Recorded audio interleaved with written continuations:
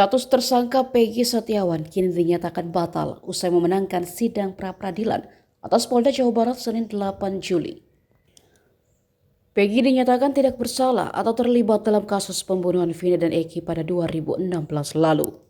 Pertanyaan pun muncul tentang siapa yang bertanggung jawab atas tindakan salah tangkap yang dilakukan Polda Jawa Barat.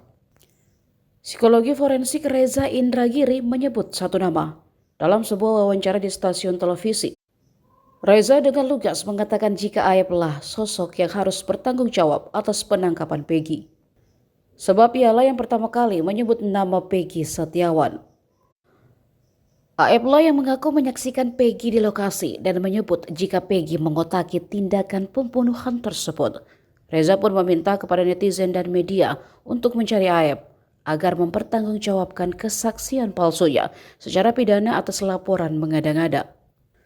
Sebelumnya Aep dalam beberapa kesempatan di hadapan media mengaku melihat motor dan sosok Peggy Setiawan saat Vina dan Eki dikeroyok. Download Tribun X sekarang, menghadirkan lokal menjadi Indonesia.